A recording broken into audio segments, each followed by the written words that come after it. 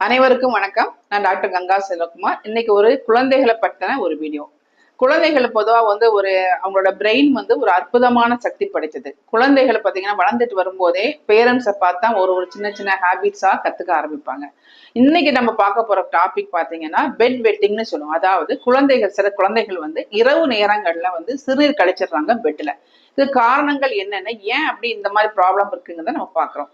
சிறு குழந்தைகளை பார்த்தீங்க அப்படின்னா அவங்களுக்கு 1.5 வயசு ஆகும் போதே அவங்களுக்கு நம்ம டாய்லெட் ட்ரைனிங் பண்ண ஆரம்பிச்சிடலாம். ஒரு 2 வயசு குழந்தைய கமோட் எடுத்துட்டு வா அப்படின்னு சொன்னாலே ஓடி போய் கமோட் எடுத்து அது பாட்டு ஹால் அதுவா சூச்சு பாஸ் பண்ணிட்டு எடுத்து கொண்டு போய் வச்சிருவாங்க இருக்க வேண்டிய இடத்துல. அந்த அளவுக்கு நல்ல ஒரு டேலண்டான குழந்தைகளும் இருக்காங்க. ஒரு குழந்தையானது 4 வயதுல இருந்து 6 வயதுக்குள்ளேயோ அல்லது 7 வயதுக்கு பிறகோ இரவு நேரங்கள்ல பெட்ல யூரின் போறோம்னா கண்டிப்பா தகுந்த நம்ம ஒரு மருத்துவரை அணுக வேண்டும்.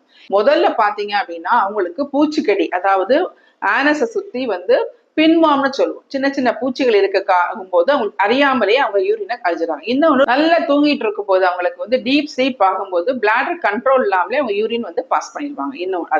இன்னும் அடுத்து பார்க்க போனா அவங்களுக்கு பாத்தீங்கன்னா சின்ன சின்ன நீர்ப்பை புண்கள், அப்போ நீர்ப்பை துவாரத்துல யூரித்ரைட்டிஸ் சொல்லுவோம், சிஸ்டைட்டிஸ் நீர்ப்பை புண்கள் இருக்கும் போதும் இந்த மாதிரி ப்ராப்ளங்கள் வரலாம். சில குழந்தைகள், சிறு குழந்தைகள், ஸ்கூலுக்கு போற குழந்தைகள் பாத்தீங்கன்னா ஃபாரின் பாடி இன்சர்ஷன், அதாவது ஒரு சாக் பீஸையோ ஒரு குச்சி துண்டையோ அவங்களுடைய பிறப்புறுப்புக்குள்ள போடும்போது அவங்களுக்கே தெரியாது, பேரண்ட்ஸ்க்கும் அது தெரியாது. இந்த மாதிரி இருக்கும்போது இன்ஃபெக்ஷன் ஆகி அவங்களுக்கு நீர் போனா அந்த இடம் காந்தும் வலிக்குங்கிறதுக்காகவும் அந்த யூரினை கண்ட்ரோல் பண்ணி வச்சுக்கிறதுன்னு சொல்லி பெட்ல படுக்கும்போது அவங்க அறியாமலே யூரின் போயிடுவாங்க. இது மிக மிக முக்கியமான காரணங்கள் பாத்தீங்க அப்படின்னா அவங்களுக்கு மென்டல் ஸ்ட்ரெஸ்.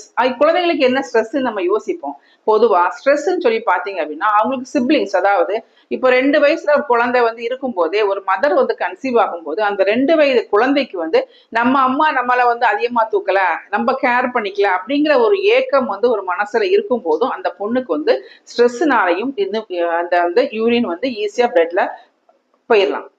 சில எமோஷனல் ஸ்ட்ரெஸ், பேரண்ட்ஸ்ல இந்த கோஆபரேஷன் இல்லாம சண்டை போறதை பார்த்தாலும் அந்த அந்த பயத்திலையும் பிள்ளைங்களுக்கு யூரின் போக சான்ஸ் இருக்கு.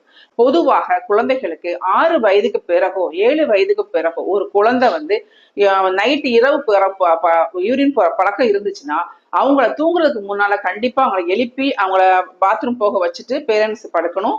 இன்னும் அவங்களுக்கு நல்ல எமோஷனல் இன்வால்மெண்டோட குழந்தைகளை அதிகமா கேர் எடுத்து நம்ம பார்த்துக்கணும். அதனால தகுந்த மருத்துவர், அதாவது கண்டிப்பா ப்ராப்பரா ஒரு எம்டி சித்தாவோ பிஎஸ்எம்எஸோ ஒரு ஆயுஷ் படித்த மருத்துவரை அணுகி கண்டிப்பா பாத்தீங்கன்னா இந்த ஒரு ப்ராப்ளத்துல இருந்து ஈஸியா ஒரு 15 டேஸே நம்ம ரெக்கவரி ஆகி வர்றதுக்கான சான்சஸ் அதிகமா இருக்கு. நன்றி.